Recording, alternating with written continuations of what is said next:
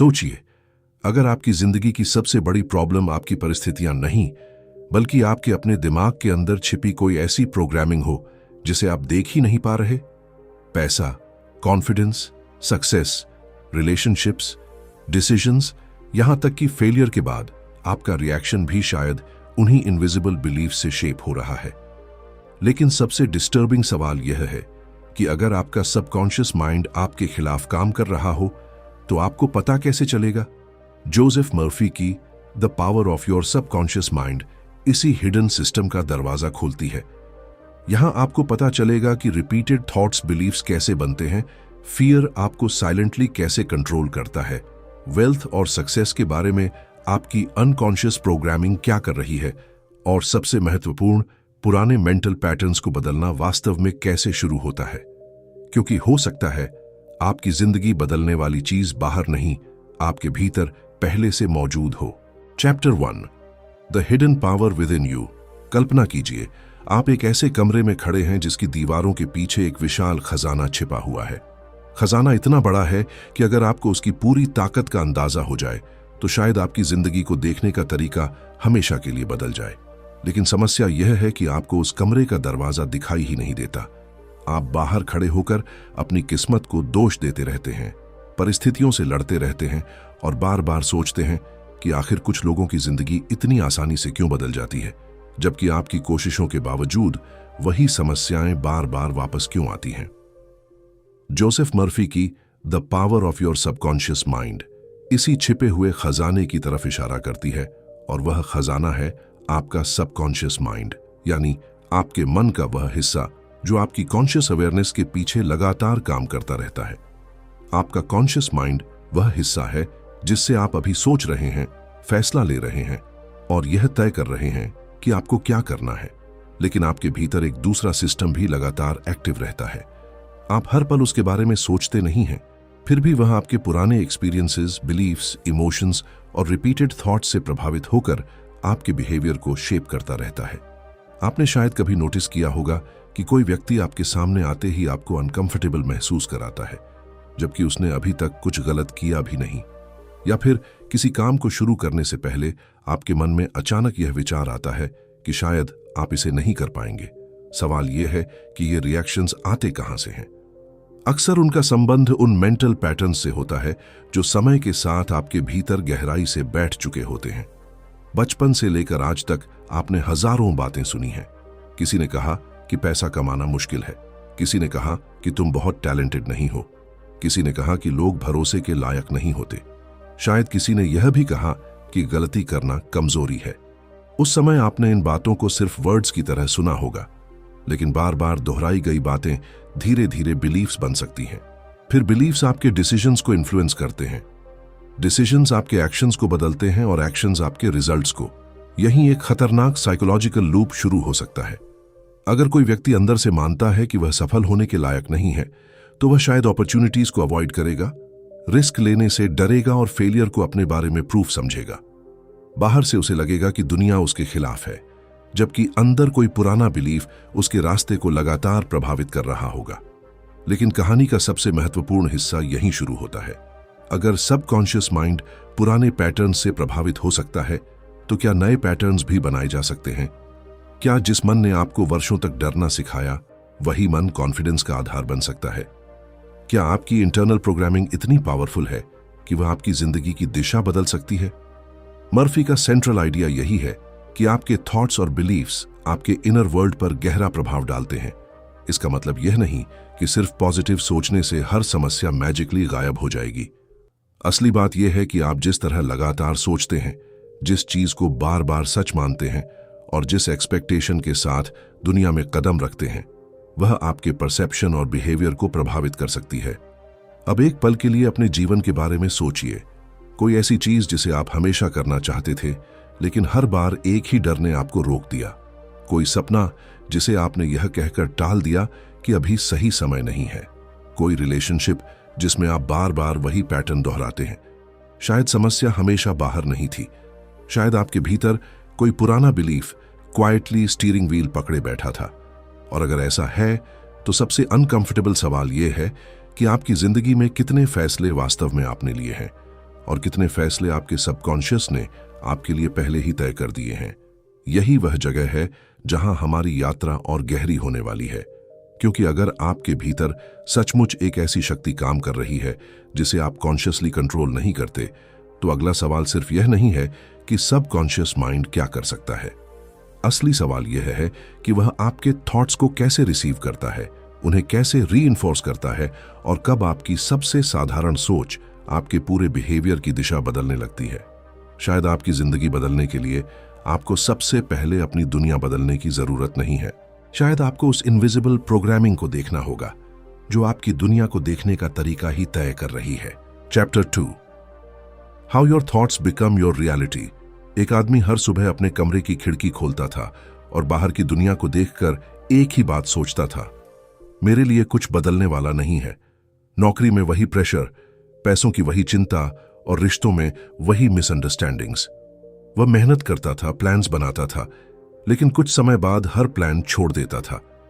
उसे लगता था कि उसकी प्रॉब्लम डिसिप्लिन की है, लक की है या शायद सर्कमस्टेंसेस की है।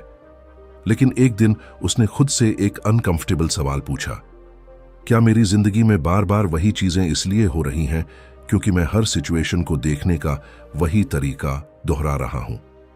यही सवाल सबकॉन्शियस माइंड को समझने की शुरुआत बन सकता है, क्योंकि आपकी बाहरी दुनिया पर केवल परिस्थितियों का प्रभाव नहीं होता, आपकी इंटरनल इंटरप्रिटेशन भी आपके डिसीजंस और बिहेवियर को लगातार शेप करती रहती है।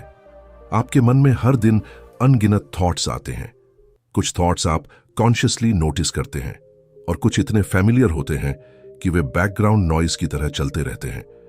मैं केपेबल हूं या नहीं हूं, लोग मुझे एक्सेप्ट करेंगे या नहीं, पैसा मेरे लिए मुश्किल है, मैं फेलियर से बचना चाहता हूं, मुझे हमेशा दूसरों से अप्रूवल चाहिए। ये थॉट्स जब बार बार दोहराए जाते हैं तो वे केवल टेम्पररी आइडियाज नहीं रहते, वे धीरे धीरे आपके मेंटल पैटर्न्स का हिस्सा बन सकते हैं। यही कारण है कि दो लोग बिल्कुल एक जैसी सिचुएशन में होकर भी अलग डिसीजंस ले सकते हैं। एक व्यक्ति अपॉर्चुनिटी देखता है, दूसरा डेंजर। एक व्यक्ति मिस्टेक को फीडबैक समझता है, दूसरा उसे अपनी कमजोरी का प्रूफ मान लेता है। सिचुएशन एक हो सकती है, लेकिन माइंड की इंटरप्रिटेशन अलग होती है और वही इंटरप्रिटेशन एक्शन को बदल देती है। मान लीजिए किसी व्यक्ति को पब्लिक स्पीकिंग का डर है, उसे एक प्रेजेंटेशन देनी है। प्रेजेंटेशन शुरू होने से पहले उसका माइंड कहता है, मैं नर्वस हो जाऊंगा, लोग मेरी मिस्टेक्स नोटिस करेंगे और मैं एम्बैरेस हो जाऊंगा। अब उसका शरीर भी उस थॉट के साथ रिएक्ट करने लगता है। हार्ट रेट बढ़ सकता है, अटेंशन अपनी परफॉर्मेंस से हटकर इमेजिन्ड जजमेंट पर चली जाती है और वह शायद प्रिपरेशन के बावजूद अनकंफर्टेबल महसूस करता है। प्रेजेंटेशन खराब हो जाए तो उसके पास अपने पुराने बिलीफ को मजबूत करने के लिए नया एविडेंस भी आ जाता है। वह कहता है, मैंने कहा था ना कि मैं पब्लिक स्पीकिंग में अच्छा नहीं हूं। यही साइकोलॉजिकल लूप डेंजरस बनता है। थॉट एक्सपेक्टेशन बनाता है, एक्सपेक्टेशन बिहेवियर को इन्फ्लुएंस करती है, बिहेवियर रिजल्ट को प्रभावित करता है और रिजल्ट वापस उसी बिलीफ को मजबूत कर देता है। लेकिन यही मैकेनिज्म दूसरी दिशा में भी काम कर सकता है। अगर वही व्यक्ति धीरे धीरे अपनी इंटरनल डायलॉग बदलना शुरू करे और यह मानने लगे कि नर्वस होना फेलियर नहीं है, प्रिपरेशन इंप्रूव की जा सकती है और हर प्रेजेंटेशन प्रैक्टिस का एक हिस्सा है, तो उसका बिहेवियर बदल सकता है। वह शायद ज्यादा प्रैक्टिस करेगा, मिस्टेक्स को टॉलरेट करेगा और अनकंफर्टेबल सिचुएशन से भागने के बजाय उनमें रहना सीखेगा। इसका मतलब यह नहीं कि सिर्फ एक पॉजिटिव सेंटेंस बोलने से रियलिटी बदल जाएगी। बदलाव तब मीनिंगफुल होता है जब थॉट बिलीफ से जुड़ता है और बिलीफ लगातार एक्शंस को इन्फ्लुएंस करता है। यहीं सबकॉन्शियस माइंड की पावर को समझना जरूरी हो जाता है। आपका माइंड केवल यह नहीं देखता कि आप अब भी क्या चाहते हैं, वह यह भी नोटिस करता है कि आप बार बार किस बात को सच मानते हैं। अगर आपकी कॉन्शियस इच्छा कहती है, मैं सक्सेसफुल होना चाहता हूं, लेकिन भीतर कोई डीपली हेल्ड बिलीफ कहता है कि सक्सेस मेरे जैसे लोगों के लिए नहीं है, तो दोनों के बीच कॉन्फ्लिक्ट पैदा हो सकता है। आप कॉन्शियसली आगे बढ़ना चाहेंगे, लेकिन पुराने पैटर्न्स आपको सेफ जोन में वापस खींच सकते हैं। यही वजह है कि कई लोग कहते हैं, मुझे पता है कि मुझे क्या करना चाहिए, फिर भी मैं कर नहीं पाता। नॉलेज मौजूद है, लेकिन इंटरनल प्रोग्रामिंग उससे मजबूत हो सकती है।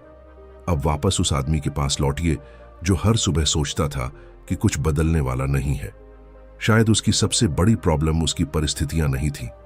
शायद वह हर दिन अपनी ही कहानी को रिपीट कर रहा था। जब तक उसने अपनी थिंकिंग को ऑब्जर्व नहीं किया, उसे लगता रहा कि लाइफ उसके साथ हो रही है। लेकिन जिस दिन उसने अपने थॉट्स को देखने की शुरुआत की, एक नई पॉसिबिलिटी पैदा हुई। अगर थॉट्स बिहेवियर को इन्फ्लुएंस करते हैं और बिहेवियर रिजल्ट्स को बदल सकता है, तो शायद बदलाव की शुरुआत बाहर से नहीं, बल्कि उस जगह से होनी चाहिए जहां आपकी डिसीजंस पैदा होती हैं। और यही एक गहरी बात सामने आती है। आप जो सोचते हैं वह हमेशा सच नहीं होता, लेकिन अगर आप किसी थॉट को पर्याप्त समय तक सच मानते रहें, तो वह आपके लिए रियलिटी जैसा बिहेव करने लग सकता है। सवाल अब यह नहीं है कि आपके सबकॉन्शियस माइंड में कितने बिलीफ्स मौजूद हैं। असली सवाल यह है कि उनमें से कितने बिलीफ्स आपके अपने हैं और कितने ऐसे हैं जिन्हें आपने बिना जांचे वर्षों पहले स्वीकार कर लिया था। क्योंकि जिस दिन यह फर्क साफ दिखाई देने लगेगा, उसी दिन आपकी पुरानी मेंटल प्रोग्रामिंग पहली बार अपनी पकड़ खोना शुरू कर सकती है। Chapter 3, the miracle working power of belief. एक सुबह एक व्यक्ति आईने के सामने खड़ा था और उसने खुद से कहा, मैं यह कर सकता हूं। यह कोई ड्रामेटिक स्पीच नहीं थी, कमरे में कोई म्यूजिक नहीं था, कोई ऑडियंस नहीं थी और उसकी परिस्थितियां भी रातों रात नहीं बदली थीं। फिर भी उस छोटे से सेंटेंस ने उसके भीतर एक अलग रिएक्शन पैदा किया। कुछ देर के लिए उसे लगा कि शायद प्रॉब्लम उसकी एबिलिटी में नहीं, बल्कि उस कहानी में थी जो वह अपने बारे में लगातार दोहराता आया था। यही बिलीफ की स्ट्रेंज पावर है। बिलीफ हमेशा बाहरी दुनिया को तुरंत नहीं बदलता, लेकिन वह यह जरूर बदल सकता है कि आप दुनिया को कैसे देखते हैं, अपॉर्चुनिटीज को कैसे इंटरप्रेट करते हैं और अपने एक्शंस के बारे में क्या फैसला लेते हैं। हम अक्सर कहते हैं कि मुझे खुद पर विश्वास नहीं है, लेकिन सेल्फ बिलीफ कोई स्विच नहीं है जिसे एक दिन अचानक ऑन किया जा सके। यह छोटे छोटे एक्सपीरियंसेस, रिपीटेड थॉट्स और इंटरप्रिटेशंस से बनता है। अगर किसी व्यक्ति ने कई बार कोशिश की और हर फेलियर के बाद उसने खुद से कहा कि मैं किसी काम का नहीं हूं, तो धीरे धीरे फेलियर उसके लिए सिर्फ एक घटना नहीं रहेगा, वह उसकी आइडेंटिटी का हिस्सा बन सकता है। फिर अगली बार जब कोई अपॉर्चुनिटी सामने आएगी, उसका माइंड पहले रिजल्ट नहीं देखेगा, वह पहले पुराने फेलियर को याद करेगा। वह सोच सकता है पिछली बार भी नहीं हुआ था, इस बार क्यों होगा। इसी एक थॉट की वजह से वह कम एफर्ट कर सकता है, जल्दी क्विट कर सकता है या अपॉर्चुनिटी को शुरू होने से पहले ही रिजेक्ट कर सकता है। अब दूसरी स्थिति देखिए। एक व्यक्ति फेलियर के बाद खुद से कहता है, यह तरीका काम नहीं किया, लेकिन इसका मतलब यह नहीं कि मैं इनकेपेबल हूं। यह छोटा सा डिफरेंस बहुत बड़ा साइकोलॉजिकल इफेक्ट पैदा कर सकता है। यहां फेलियर आइडेंटिटी नहीं बन रहा, फीडबैक बन रहा है। व्यक्ति दोबारा कोशिश करने के लिए तैयार रहता है। वह अपनी स्ट्रैटेजी बदल सकता है, नई स्किल सीख सकता है और अनकंफर्टेबल फेज को टॉलरेट कर सकता है। रिजल्ट फिर भी गारंटीड नहीं है, लेकिन बिलीफ ने उसके बिहेवियर के लिए एक अलग डायरेक्शन खोल दी है। यही वह जगह है जहां सबकॉन्शियस बिलीफ्स प्रैक्टिकल लाइफ से जुड़ते हैं। मर्फी की सोच में बिलीफ को केवल इंटेलेक्चुअल अग्रीमेंट की तरह नहीं देखा जाता। जब कोई विचार मन में बार बार स्वीकार किया जाता है और उसके साथ इमोशन जुड़ जाता है, तो वह व्यक्ति की इनर एक्सपेक्टेशंस को प्रभावित कर सकता है। अगर आप लगातार यह मानते हैं कि दुनिया आपके खिलाफ है, तो न्यूट्रल सिचुएशंस भी थ्रेट जैसी लग सकती हैं। कोई व्यक्ति देर से रिप्लाई करे तो आपको लगेगा कि वह आपको इग्नोर कर रहा है। कोई क्रिटिसिज्म दे तो आपको लगेगा कि लोग आपको पसंद नहीं करते। कोई अपॉर्चुनिटी आए तो आपको लगेगा कि इसमें जरूर कोई हिडन प्रॉब्लम होगी। दूसरी तरफ अगर आपके भीतर बेसिक ट्रस्ट और पॉसिबिलिटी की भावना है, तो वही सिचुएशंस अलग दिखाई दे सकती हैं। इसका मतलब यह नहीं कि पॉजिटिव बिलीफ आपको हर डेंजर से बचा देगा। इसका अर्थ केवल इतना है कि आपका बिलीफ आपकी इंटरप्रिटेशन को प्रभावित करता है और इंटरप्रिटेशन आपके रिस्पॉन्स को। यही कारण है कि विजुअलाइजेशन, एफर्मेशंस और मेंटल रिहर्सल जैसी टेक्निक्स कई लोगों को यूजफुल लग सकती हैं, लेकिन उनका असर मैजिकल शॉर्टकट की तरह समझना सही नहीं होगा। अगर कोई व्यक्ति रोज खुद से कहता है कि मैं कॉन्फिडेंट हूं, लेकिन रियल सिचुएशन से लगातार भागता रहता है, तो केवल वर्ड्स पर्याप्त नहीं होंगे। लेकिन अगर वह अपने इंटरनल डायलॉग को बदलते हुए छोटे एक्शंस भी लेने लगे, तो उसका माइंड नए एविडेंस को एक्सपीरियंस कर सकता है। वह मीटिंग में एक बार अपनी बात रखता है, अगली बार थोड़ा ज्यादा बोलता है, फिर क्रिटिसिज्म मिलने पर टूटने के बजाय उसे प्रोसेस करता है। धीरे धीरे उसका ब्रेन एक नई पॉसिबिलिटी देखना शुरू करता है, शायद मैं उतना हेल्पलेस नहीं हूं जितना मैं समझता था। सबसे इंटरेस्टिंग बात यह है कि बिलीफ अक्सर एविडेंस के बाद नहीं आता। कई बार एविडेंस को देखने का तरीका ही पहले से मौजूद बिलीफ से प्रभावित होता है। यही वजह है कि दो लोग एक ही फेलियर से बिल्कुल अलग कंक्लूजन्स निकाल सकते हैं। एक कहता है मैं खत्म हो गया, दूसरा कहता है मुझे अभी बेहतर तरीका चाहिए। घटना वही है लेकिन मीनिंग अलग है, और मीनिंग से अगला एक्शन पैदा होता है। इसलिए जब आप अपने सबकॉन्शियस माइंड को बदलने की बात करते हैं तो असली काम केवल नए सेंटेंसेस याद करना नहीं है। असली काम उन पुराने असम्पशंस को पहचानना है जो साइलेंटली आपकी डिसीजंस को कंट्रोल कर रहे हैं। शायद आपके भीतर भी कोई ऐसा बिलीफ है जिसे आपने कभी कॉन्शियसली चुना ही नहीं था, फिर भी वह आज आपके करियर, रिलेशनशिप्स, मनी या कॉन्फिडेंस को इन्फ्लुएंस कर रहा है। और सबसे खतरनाक बात यह है कि वह बिलीफ आपको अपना विचार नहीं बल्कि रियलिटी जैसा महसूस होता है। लेकिन अगर रियलिटी और बिलीफ हमेशा एक चीज नहीं है तो एक सवाल बचता है। अगर किसी बिलीफ को वर्षों की रिपीटिशन ने मजबूत बनाया है तो क्या रिपीटिशन की शक्ति का इस्तेमाल उसी बिलीफ को बदलने के लिए भी किया जा सकता है? यही वह दरवाजा है जिसके पीछे सबकॉन्शियस रीप्रोग्रामिंग की असली कहानी शुरू होती है। Chapter 4, reprogramming the subconscious mind. रात के 2 बजे थे। कमरा शांत था, लेकिन उसके भीतर एक कॉन्वर्सेशन लगातार चल रही थी। कल प्रेजेंटेशन थी और उसके दिमाग में एक ही थॉट घूम रहा था, अगर मैं सबके सामने फेल हो गया तो। उसने खुद को समझाने की कोशिश की कि सब ठीक होगा, लेकिन कुछ ही सेकंड्स बाद वही डर वापस आ गया। शायद आपके साथ भी ऐसा हुआ होगा। आप जानते हैं कि आपको कॉन्फिडेंट होना चाहिए, आपको आगे बढ़ना चाहिए और आपको पुराने डर को छोड़ देना चाहिए, लेकिन जब असली सिचुएशन सामने आती है तो आपका माइंड उसी पुराने रास्ते पर लौट जाता है। यही वह मोमेंट है जहां सिर्फ कॉन्शियस इच्छा और सबकॉन्शियस प्रोग्रामिंग के बीच का डिफरेंस दिखाई देता है। हम अपने कॉन्शियस माइंड से कहते हैं कि अब हमें बदलना है, लेकिन सबकॉन्शियस पैटर्न्स अक्सर वर्षों की रिपीटिशन से बने होते हैं। बचपन में किसी ने कहा कि तुम मैथ्स में कमजोर हो। किसी फेलियर के बाद आपने खुद से कहा कि मैं कभी सक्सेसफुल नहीं हो सकता।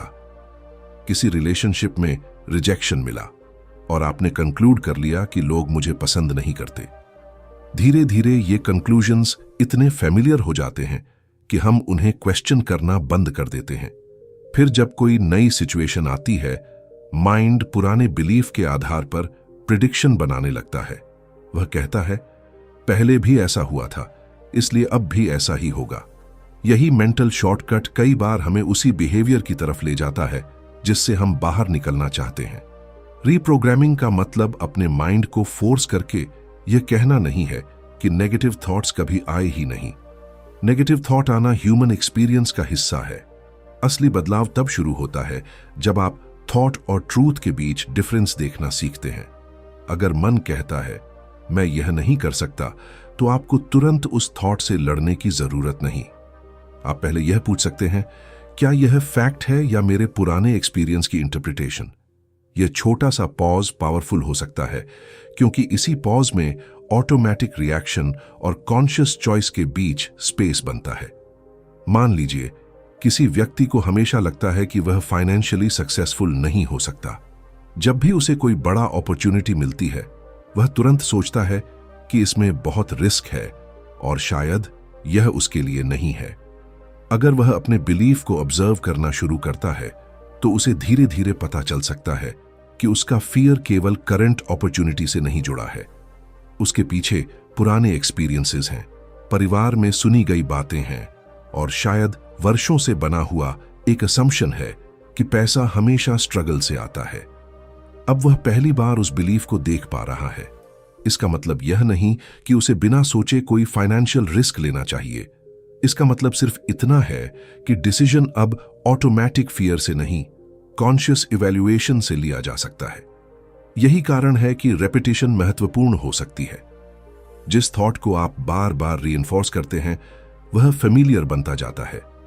अगर आपका इंटरनल डायलॉग हमेशा सेल्फ क्रिटिसिज्म से भरा है, तो सेल्फ क्रिटिसिज्म नेचुरल लगने लगेगा। अगर आप धीरे धीरे अपनी लैंग्वेज बदलते हैं तो शुरुआत में वह आर्टिफिशियल महसूस हो सकती है, लेकिन समय के साथ नया पैटर्न फेमिलियर हो सकता है। यहां एक महत्वपूर्ण बात समझनी होगी, सिर्फ एफर्मेशन बोलना पर्याप्त नहीं है। अगर कोई व्यक्ति कहता रहे कि मैं कॉन्फिडेंट हूं लेकिन हर अपॉर्चुनिटी से भागता रहे, तो उसका बिहेवियर पुराने बिलीफ को ही रीइंफोर्स करता रहेगा। नए बिलीफ को मीनिंगफुल बनाने के लिए उसके साथ छोटे कंसिस्टेंट एक्शंस भी जरूरी हैं। एक स्टूडेंट जो खुद को इंटेलिजेंट नहीं मानता, वह डिफिकल्ट सब्जेक्ट देखते ही पीछे हट सकता है। अगर वह इस बिलीफ को बदलना चाहता है तो उसे केवल यह कहना काफी नहीं होगा कि मैं इंटेलिजेंट हूं। उसे एक छोटा चैप्टर पढ़ना होगा, प्रॉब्लम सॉल्व करनी होगी, मिस्टेक करनी होगी और फिर दोबारा कोशिश करनी होगी। हर छोटी सक्सेस उसके माइंड को नया एविडेंस दे सकती है। धीरे धीरे आइडेंटिटी की कहानी बदल सकती है। पहले वह कहता था मैं यह नहीं कर सकता, फिर शायद वह कहे मुझे अभी नहीं आता लेकिन मैं सीख सकता हूं। इन दोनों सेंटेंसेस में सिर्फ वर्ड्स का डिफरेंस नहीं है, इनमें पॉसिबिलिटी का डिफरेंस है। सबकॉन्शियस रीप्रोग्रामिंग इसलिए कोई ओवरनाइट ट्रांसफॉर्मेशन नहीं है। यह अपने पुराने मेंटल पैटर्न्स को पहचानने, उन्हें क्वेश्चन करने और नए रिस्पॉन्सेस को बार बार प्रैक्टिस करने की प्रोसेस है। कभी प्रोग्रेस दिखाई देगी और कभी लगेगा कि आप फिर पुराने बिहेवियर में लौट आए हैं, लेकिन रिलैप्स का मतलब हमेशा फेलियर नहीं होता। कई बार वही मोमेंट आपको दिखाता है कि पुराना पैटर्न अभी कितना मजबूत है, और जब पैटर्न दिखाई देने लगता है तब उसे बदलने की संभावना भी पैदा होती है। अब इमेजिन कीजिए कि आपके अंदर कोई पुराना बिलीफ वर्षों से एक इनविजिबल रूल की तरह काम कर रहा है। आपने उसे कभी लिखा नहीं, फिर भी आपने उसके हिसाब से डिसीजंस लिए। आपने उसे कभी कॉन्शियसली चुना नहीं, फिर भी उसने आपकी लिमिट्स तय कर दी। लेकिन अगर आप उस रूल को पहचान लें और धीरे धीरे उसे बदलना शुरू कर दें, तो एक और बड़ा सवाल सामने आता है, क्या सबकॉन्शियस माइंड सिर्फ फियर और लिमिटेशंस को रीइंफोर्स करता है, या उसी शक्ति का इस्तेमाल सक्सेस, वेल्थ और हैप्पीनेस की दिशा में भी किया जा सकता है? अगले मोड पर यही सवाल पूरी कहानी की दिशा बदलने वाला है। Chapter 5, using your subconscious for success, wealth and happiness. सुबह के 7 बजे एक आदमी अपने डेस्क पर बैठा था। सामने लैपटॉप खुला था, इनबॉक्स में कई मैसेजेस थे और अगले कुछ महीनों के लिए बड़े गोल्स लिखे हुए थे। कागज पर सब कुछ क्लियर था, लेकिन उसके भीतर एक स्ट्रेंज हेजिटेशन थी। वह सक्सेस चाहता था, ज्यादा पैसा चाहता था और एक पीसफुल लाइफ भी चाहता था। फिर भी जब कोई बड़ा अपॉर्चुनिटी सामने आती तो वह खुद ही पीछे हट जाता। कभी उसे लगता कि वह अभी रेडी नहीं है, कभी उसे डर लगता कि अगर सक्सेस मिल भी गई तो उसे संभाल नहीं पाएगा। बाहर से वह एम्बिशियस था, लेकिन अंदर कहीं एक इनविजिबल लिमिट काम कर रही थी। यही कॉन्ट्रडिक्शन बहुत से लोगों की जिंदगी में दिखाई देता है। वे कहते हैं कि उन्हें आगे बढ़ना है, लेकिन उनके पुराने बिलीफ्स उन्हें वहीं बनाए रखते हैं जहां वे फैमिलियर और सेफ महसूस करते हैं। सक्सेस के बारे में हमारी डेफिनेशन अक्सर बाहर से बनती है। बचपन में हम देखते हैं कि किसे सक्सेसफुल कहा जा रहा है, किसके पास पैसा है, किसे रिस्पेक्ट मिलती है और कौन पावरफुल माना जाता है। धीरे धीरे हमारे भीतर सक्सेस और मनी को लेकर असम्पशंस बनने लगते हैं। किसी के लिए पैसा फ्रीडम का सिंबल होता है, किसी के लिए स्ट्रेस का कारण। कोई वेल्थ को अपॉर्चुनिटी समझता है तो कोई उसे ग्रीड से जोड़ देता है। ये बिलीव्स हमेशा कॉन्शियसली चुने हुए नहीं होते। फिर जब व्यक्ति बड़ा होता है, उसके फाइनेंशियल डिसीजंस केवल कैलकुलेशंस से नहीं बल्कि उन हिडन असम्पशंस से भी प्रभावित हो सकते हैं। मान लीजिए किसी व्यक्ति के मन में यह बिलीफ है कि पैसा कमाना बहुत मुश्किल है और वेल्थी लोग ट्रस्टवर्दी नहीं होते। वह कॉन्शियसली ज्यादा इनकम चाहता है, लेकिन जब उसे कोई बिजनेस अपॉर्चुनिटी मिलती है तो उसका माइंड ऑटोमेटिकली डाउट्स पैदा कर सकता है। वह शायद रिस्क को जरूरत से ज्यादा बड़ा देखे, अपनी कैपेबिलिटी को कम आंके या अपॉर्चुनिटी को टाल दे। दूसरी तरफ कोई व्यक्ति वेल्थ को स्किल, वैल्यू क्रिएशन और फ्रीडम से जोड़कर देखता है। वह भी फेलियर से डर सकता है, लेकिन उसका इंटरप्रिटेशन अलग हो सकता है। वह पूछ सकता है कि मैं इस अपॉर्चुनिटी को समझने के लिए क्या सीख सकता हूं। दोनों के पास अनसर्टेनिटी है, लेकिन उनके बिलीफ्स उनके रिस्पॉन्स को अलग दिशा दे सकते हैं। इसी तरह हैप्पीनेस भी केवल सर्कमस्टेंसेस का नाम नहीं है। अगर आपका माइंड लगातार कंपैरिजन में रहता है तो अचीवमेंट्स भी टेम्पररी सेटिस्फैक्शन दे सकती हैं। एक गोल पूरा होते ही अगला कंपैरिजन शुरू हो जाता है। किसी और की लाइफस्टाइल देखकर आपको अपनी प्रोग्रेस छोटी लग सकती है। सबकॉन्शियस लेवल पर अगर आपने यह बिलीफ बना लिया है कि हैप्पीनेस तभी मिलेगी जब सब कुछ परफेक्ट होगा, तो पीस हमेशा फ्यूचर में चली जाएगी।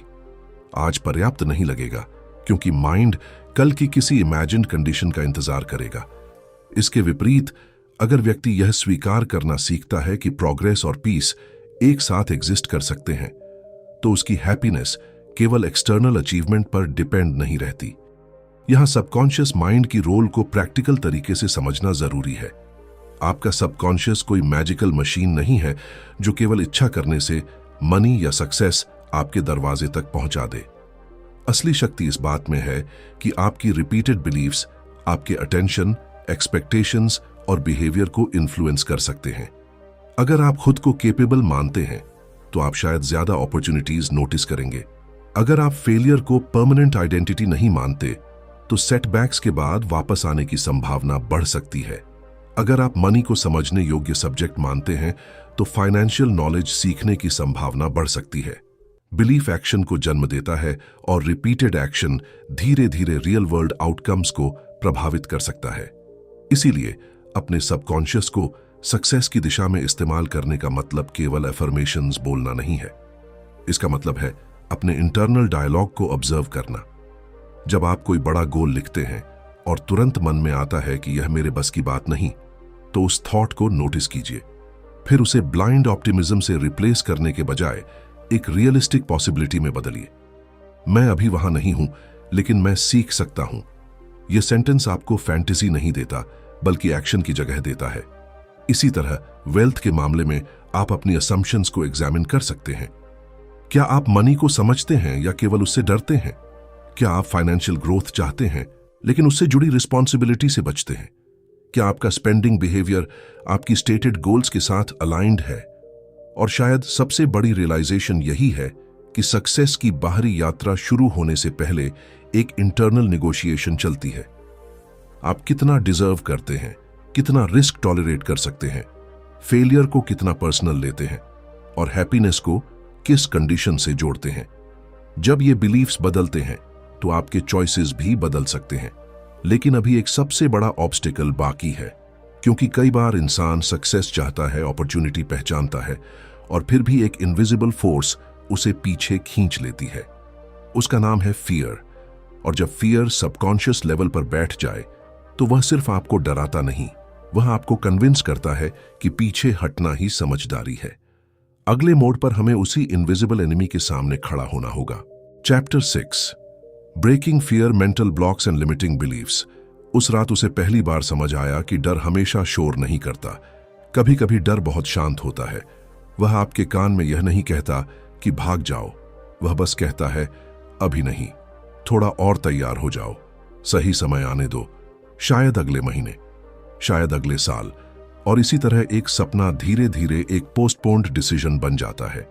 एक व्यक्ति कई वर्षों तक अपने मन में एक बिजनेस शुरू करने की कल्पना करता रहा, लेकिन हर बार उसे कोई ना कोई रीजन मिल जाता। कभी पैसे कम थे, कभी एक्सपीरियंस नहीं था, कभी मार्केट सही नहीं था। इनमें से कुछ रीजंस जेन्युइन हो सकते थे, लेकिन एक डीपर पॉसिबिलिटी भी थी। शायद उसके अंदर फेलियर का डर इतना मजबूत था कि उसका माइंड उसे लॉजिकल रीजंस के रूप में डिस्गाइज कर रहा था। फियर इंसान को प्रोटेक्ट करने के लिए एक नेचुरल रिस्पॉन्स हो सकता है। समस्या तब शुरू होती है जब पुराना फियर हर नई सिचुएशन को उसी पुराने खतरे की तरह देखने लगता है। अगर किसी व्यक्ति को एक बार पब्लिक रिजेक्शन मिला तो अगली बार लोगों के सामने बोलना उसके लिए सामान्य सिचुएशन नहीं रह सकता। अगर किसी को पहले फाइनेंशियल लॉस हुआ तो अगली अपॉर्चुनिटी भी उसे डेंजर जैसी लग सकती है। माइंड कहता है पिछली बार चोट लगी थी, इसलिए इस बार मत जाना। यह रिएक्शन समझ में आता है, लेकिन हर वार्निंग एक्यूरेट नहीं होती। कई बार सबकॉन्शियस पुराने एक्सपीरियंस को फ्यूचर का प्रिडिक्शन समझ लेता है। यहीं लिमिटिंग बिलीव्स धीरे धीरे इनविजिबल वॉल्स बनाते हैं। मैं नेचुरली कॉन्फिडेंट नहीं हूं, मैं बिजनेस के लिए नहीं बना, मेरे पास कनेक्शंस नहीं है, मैं इंटेलिजेंट नहीं हूं, लोग मुझे सीरियसली नहीं लेते। ये सेंटेंसेस सुनने में सिंपल लगते हैं, लेकिन जब कोई इन्हें वर्षों तक रिपीट करता है तो वे आइडेंटिटी का हिस्सा बन सकते हैं। फिर व्यक्ति अपनी एबिलिटी को ऑब्जेक्टिव तरीके से इवैल्यूएट नहीं करता। वह पहले ही तय कर चुका होता है कि वह क्या नहीं कर सकता। सबसे बड़ी प्रॉब्लम यह नहीं कि बिलीफ गलत हो सकता है, असली प्रॉब्लम यह है कि व्यक्ति उसे टेस्ट करना बंद कर देता है। एक स्टूडेंट सोचता है कि वह डिफिकल्ट सब्जेक्ट में कभी अच्छा नहीं हो सकता, इसलिए वह उस सब्जेक्ट को अवॉइड करता है। प्रैक्टिस कम होती है, मिस्टेक्स ज्यादा होती हैं और परफॉर्मेंस खराब हो सकती है। फिर वह खराब परफॉर्मेंस को प्रूफ मान लेता है कि उसका ओरिजिनल बिलीफ सही था। यह एक सेल्फ रीइंफोर्सिंग साइकिल बन जाती है। लेकिन अगर वही स्टूडेंट बिलीफ को बदलकर यह मानना शुरू करे कि अभी उसे यह सब्जेक्ट नहीं आता, लेकिन स्किल प्रैक्टिस से इंप्रूव हो सकती है, तो उसका बिहेवियर बदल सकता है। वह ज्यादा समय दे सकता है, हेल्प मांग सकता है और मिस्टेक्स को लर्निंग प्रोसेस का हिस्सा समझ सकता है। यहां कोई मैजिकल ट्रांसफॉर्मेशन नहीं हुआ, केवल बिलीफ और रिस्पॉन्स के बीच रिलेशनशिप बदला। फियर को खत्म करने की कोशिश हमेशा जरूरी नहीं होती। कई बार ज्यादा यूजफुल अप्रोच यह होती है कि फियर के बावजूद एक्शन लेना सीखा जाए। जब आप किसी डरावनी सिचुएशन से पूरी तरह बचते हैं तो अवॉइडेंस शॉर्ट टर्म में रिलीफ दे सकता है, लेकिन माइंड यह भी सीख सकता है कि सिचुएशन सच में डेंजरस थी, इसलिए अगली बार फियर और मजबूत होकर वापस आ सकता है। इसके विपरीत जब व्यक्ति मैनेजेबल स्टेप्स में उसी सिचुएशन का सामना करता है तो उसे नया एक्सपीरियंस मिल सकता है। मैं नर्वस था, फिर भी मैंने बोलना शुरू किया। मुझे रिजेक्शन का डर था, फिर भी मैंने प्रपोजल भेजा। मुझे फेलियर का डर था, फिर भी मैंने कोशिश की। ऐसे एक्सपीरियंसेस पुराने बिलीफ को चैलेंज कर सकते हैं। यही वजह है कि सबकॉन्शियस चेंज केवल थिंकिंग एक्सरसाइज नहीं है। आपकी एक्शंस भी आपके माइंड को सिग्नल्स देती हैं।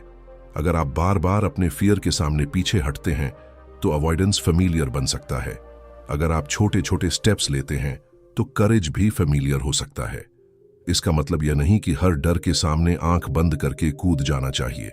रैशनल रिस्क असेसमेंट जरूरी है, लेकिन रिस्क और फियर को एक ही चीज समझना भी खतरनाक हो सकता है। कभी कभी आपका माइंड खतरे की वार्निंग नहीं दे रहा होता, वह केवल अनफेमिलियरिटी पर रिएक्ट कर रहा होता है। अब एक पल के लिए अपने जीवन के उस हिस्से के बारे में सोचिए जहां आप बार बार कहते हैं कि मैं बाद में करूंगा। हो सकता है वहां कोई प्रैक्टिकल ऑब्स्टिकल हो, लेकिन हो सकता है उसके पीछे कोई बिलीफ भी छिपा हो। शायद आप फेलियर से डरते हैं, शायद जजमेंट से, शायद सक्सेस से भी, क्योंकि सक्सेस रिस्पॉन्सिबिलिटी लेकर आती है। और शायद सबसे अनकंफर्टेबल पॉसिबिलिटी यह है कि आपकी सबसे बड़ी लिमिटेशन कोई बाहरी दीवार नहीं, बल्कि वह कहानी है जिसे आपने अपने बारे में सच मान लिया है। लेकिन कहानी यहीं खत्म नहीं होती। आपने अब अपने थॉट्स को देखा, बिलीव्स को पहचाना, सबकॉन्शियस पैटर्न्स को समझा और फियर की भूमिका को महसूस किया। फिर भी एक सवाल बाकी है। अगर आपके भीतर इतने वर्षों से बने पैटर्न्स मौजूद हैं, तो क्या आप उन्हें बदलकर एक ऐसी जिंदगी बना सकते हैं जहां आपका माइंड आपका सबसे बड़ा ऑब्स्टिकल नहीं, बल्कि आपका सबसे मजबूत एलाय बन जाए?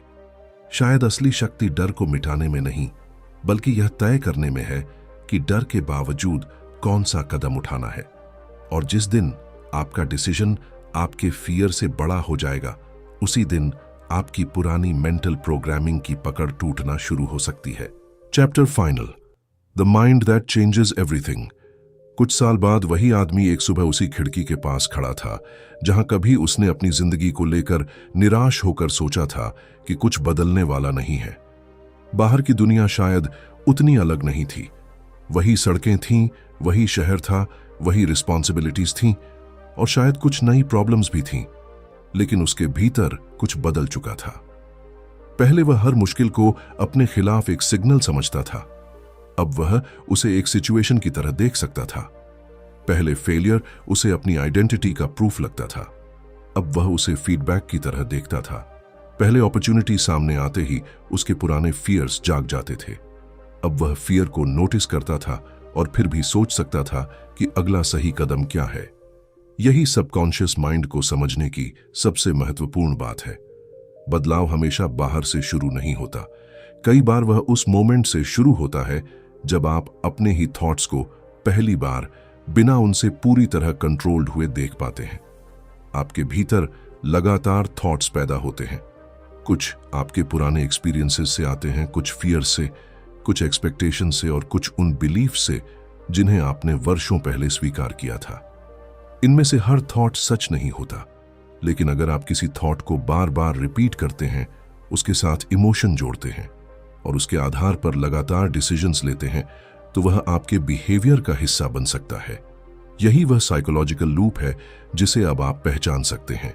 थॉट बिलीफ को इन्फ्लुएंस करता है, बिलीफ एक्सपेक्टेशन को शेप करता है, एक्सपेक्टेशन आपके एक्शंस को प्रभावित कर सकती है और एक्शंस आपके रिजल्ट्स को बदल सकते हैं।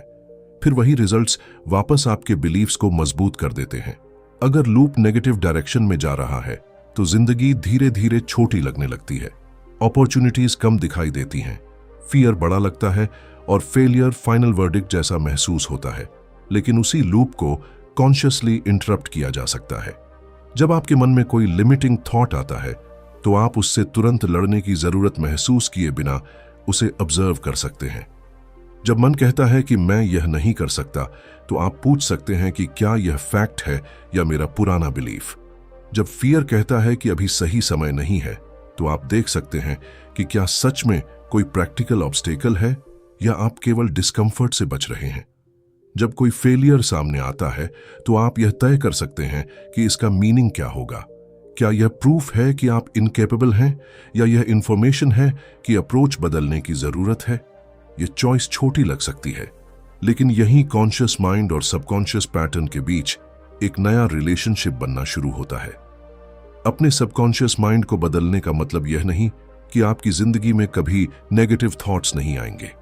फियर फिर आएगा, डाउट फिर आएगा, कभी पुरानी हैबिट्स भी वापस लौटेंगी।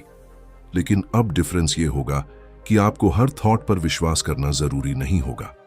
आप थॉट को देख सकते हैं, उसे क्वेश्चन कर सकते हैं और फिर अपने वैल्यूज और रियलिटी के आधार पर एक्शन चुन सकते हैं।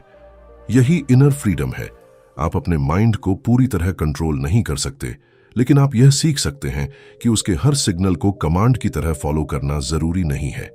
और शायद यही बात सक्सेस, वेल्थ और हैप्पीनेस पर भी लागू होती है। पैसा केवल एक नंबर नहीं है, सक्सेस केवल एक टाइटल नहीं है, हैप्पीनेस केवल ऐसी फ्यूचर कंडीशन नहीं है जहां कोई प्रॉब्लम ना हो। ये सब आपके बिलीफ्स, चॉइसेस और डेली बिहेवियर से भी जुड़े हुए हैं। अगर आप खुद को हमेशा इनएडिक्वेट मानते हैं तो अचीवमेंट भी टेम्पररी लगेगी। अगर आप मनी को केवल फियर से जोड़ते हैं तो फाइनेंशियल ग्रोथ के अपॉर्चुनिटीज अनकंफर्टेबल लग सकते हैं। अगर आप हैप्पीनेस को परफेक्ट सर्कमस्टेंसेस से जोड़ते हैं तो प्रेजेंट हमेशा इनकम्प्लीट लगेगा। इसलिए बाहरी अचीवमेंट से पहले इंटरनल रिलेशनशिप को देखना जरूरी है। आप अपने बारे में क्या मानते हैं? आप फेलियर को क्या मीनिंग देते हैं? आप अनसर्टेनिटी के साथ कितना कंफर्टेबली रह सकते हैं? और सबसे महत्वपूर्ण, जब कोई पुराना बिलीफ आपको पीछे खींचता है तो आप कौन सा डिसीजन लेते हैं? शायद इस पूरी जर्नी का सबसे पावरफुल रियलाइजेशन यही है कि आपका सबकॉन्शियस माइंड कोई दुश्मन नहीं है। वह आपके पुराने एक्सपीरियंसेस और रिपीटेड पैटर्न्स से प्रभावित हुआ है।